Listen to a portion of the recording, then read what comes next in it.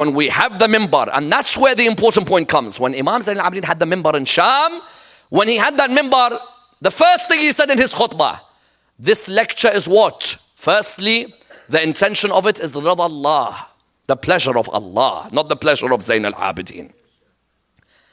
Secondly, Islah al-Ummah, to bring reform and peace in the Ummah.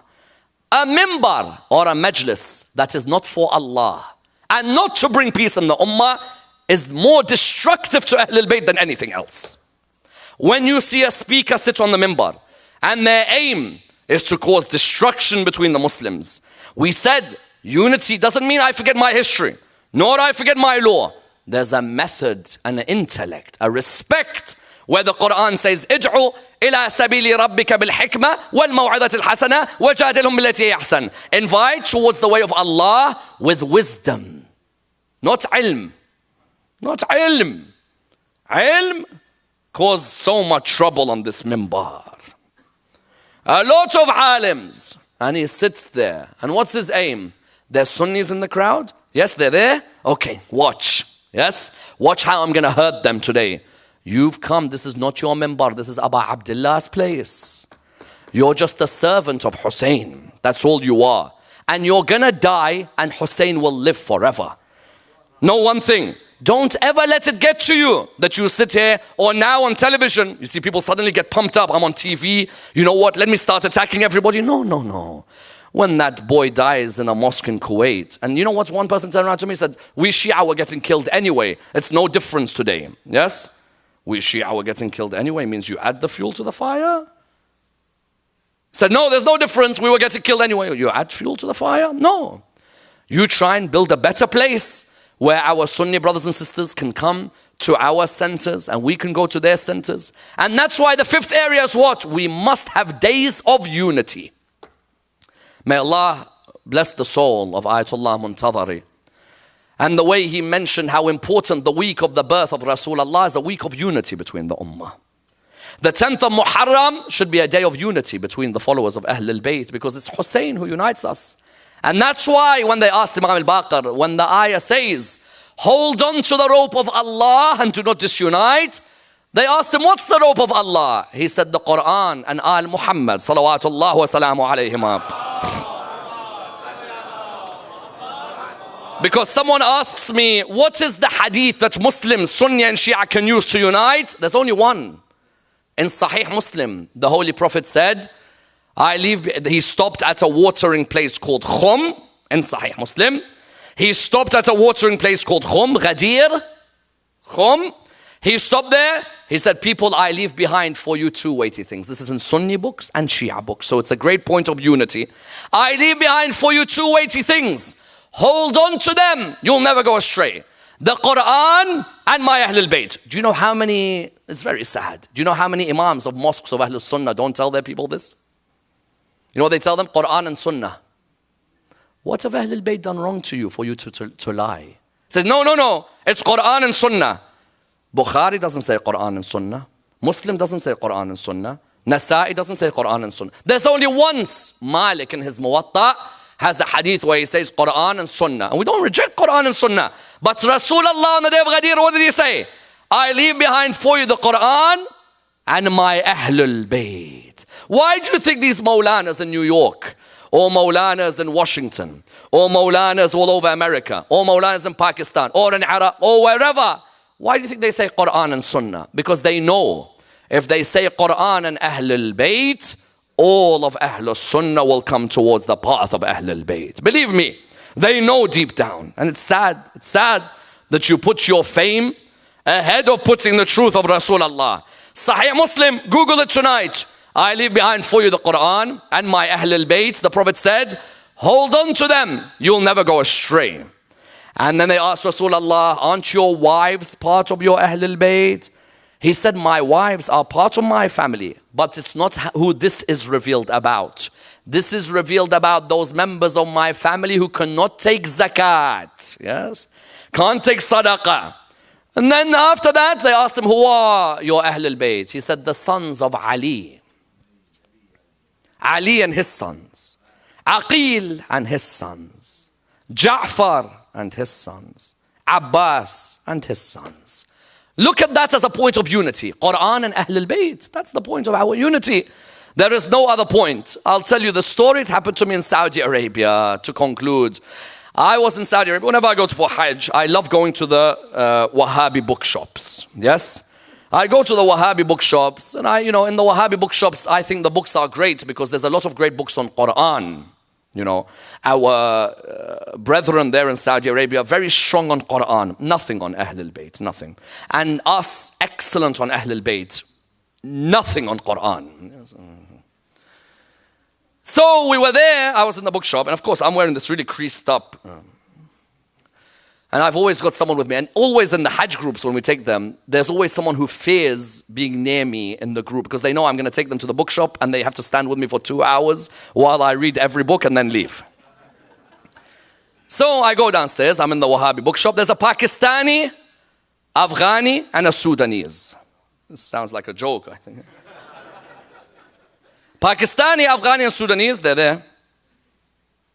So looked at me and I'm looking at the books and he said to me, where are you from? I said, I'm from Iraq. He said, Shia? I said, yes. So what did he do? He went, he started beating his chest. He's like, I'm like, yes, it's better than suicide bombing. At least I only harm myself. So he started laughing, I started laughing. It was good conversation. You could tell that they were just migrants who were working in a bookshop. He said to me, brother, I want to advise you. Everyone wants to advise me, yes? He said, brother, I want to advise you. So what is it? He said, you have to hold on to the Quran and the Sunnah. I said, hold on to what? It's the Quran and Sunnah. I said, where's it written? He said, what do you mean? So where's it written that it's Quran and Sunnah? I said, how many books you got in this bookshop? He said, 7,000. I said, if you find me today in any of the 6 Sahihs, Bukhari, Muslim, Tirmidhi, Nasa'i, Abu Dawud, Ibn Majah, if you find me, it says Quran and Sunnah, I'll become, in front of Kaaba right now, I'll join Ahlul Sunnah wal Jama'ah. He said, then what is it? Please understand what happened. Please bear with me. He said, what is it? I said, Quran and Ahlul Bayt. He said, okay, look for it. Show me now. Muslim, Sahih Muslim, I could see it, but the problem is Sahih Muslim, the 1981 edition, the writing is small. 1997 edition, the writing is bigger. Now I've got the hadith number in my head, but these sizes of books can differ depending on the publisher. So I pick out hadith number 2230 and it said something like, I think something like donkey meat is haram or something. And then I looked for another hadith and it talked about garlic or something like that, until eventually I found the hadith. Zayd bin Arqam stopped at a watering valley called Khum. Ghadir means spring, oasis. He said, they asked him about what Rasulullah said. So he said that the Prophet stopped at a watering valley called Khum. And he said, oh people, I leave behind for you 2 things. First proof, Ghadir Khum.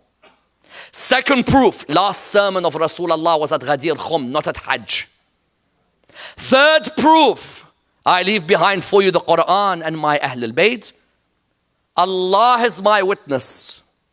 And Mullah Hassan, if he listens to this, will be a witness as well. He knows very well what happened. This Indian person, the Pakistani person there, he said, get me a chair. It's the moment you see when someone realizes something's been hidden. He said to me, get me a chair. He sat down, he was in shock. He said, this says Ahlul Bayt next to Quran. It doesn't say Sunnah. I said, I didn't want to say anything because I could see he's in extreme shock. Saudi walked past. And he walked past. He said, what are you discussing? I think he overheard. So I said, we're discussing Hadith al-Thaqalain. So what's your conclusion? I said, it says Quran and Ahlul Bayt in Sahih Muslim, not in Shia books. He said, no, it's Quran and Sunnah. I said, no, it's Quran. He said, I say it's Quran and Sunnah. What are you going to do about it? At that moment, I saw the meaning of the ayah. لَقَدْ خَلَقْنَا الْإِنسَانَ فِي أَحْسَنِ تَقْوِيمٍ ثُمَّ رَدَدْنَاهُ أَسْفَلَ السَّافِلِينَ. In his own eyes, I showed him Ahlul Bayt. And he looked arrogantly at me and said, we say it's Sunnah. What are you going to do about it here? Sometimes people see the haqq of Al Muhammad in front of them. Whether they accept it or not is up to them. I showed him in Sahih Muslim, in Saudi Arabia, not in Iran, not in Iraq. And he just looked at me and said, so what? What are you going to do about it? And he said in Arabic the exact words, غصبا عليك. And only the Arabs here will know what that means. What does it therefore conclude? Quran and Ahlul Bayt is what unites the Muslims. The more the Muslims will hold on to these two, Rasulullah has promised we'll never go astray if we hold on to the Quran and Ahlul Bayt. And who did Rasulullah in Sahih Muslim say were the Ahlul Bayt? The sons of Ali, sons of Ja'far, and subhanallah, the grandsons of Ja'far and Ali represented their grandfathers in Karbala wonderfully. Yes. Aun, son of Zainab, daughter of Ali. And his brother Muhammad, son of Abdullah, son of Ja'far al-Tayyar. Allah. Sayyidah Zainab, who was her husband? Abdullah, the son of Ja'far al-Tayyar. And subhanallah, you look at the tents of Karbala, Al-Ja'far, Al-Aqil, and Al-Muhammad, all represented. Yes. And you found, what did this ummah do? Forget your Sunni or your Shia. Forget that you're Sunni or your Shia. Don't you think, how could we do that to the grandchildren of Rasulullah? May Allah bless Shaykh Khalid Latif. May Allah bless Shaykh Khalid Latif, chaplain in New York, for saying these exact words, that this is the family of Rasulullah. And he represents the Sunni majority crowd. And mashallah, he said it. He said, do not forget that this is the family of Rasulullah. You know, Sayyidah Zainab looked at Aun and Muhammad on the night of the 10th. She said, tomorrow you're going to make me proud. Layla is giving Ali al-Akbar. Rabah